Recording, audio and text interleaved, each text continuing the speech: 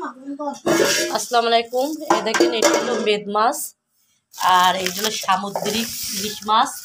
ওই যে মাগুর মাছ দৌড়ি করে বেড়াচ্ছে, মানে ঢাকায় টাকায় যাবে মাগুর মাছ, এই দৌড়চ্ছে শুধু।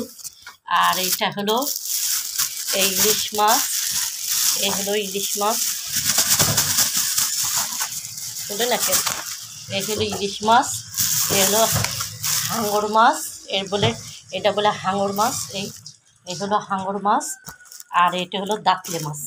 এর দাঁত আছে বড় বড়, তাই এর নাম হলো দাঁতলে। দেখেছেন?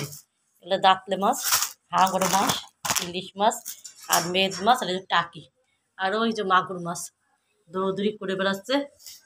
এই ভিডিওটা যদি ভালো লেগে থাকে তাহলে বেশি বেশি করে শেয়ার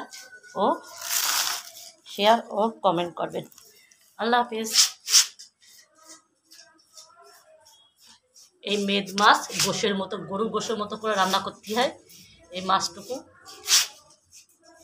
আল্লাহ হাফেজ।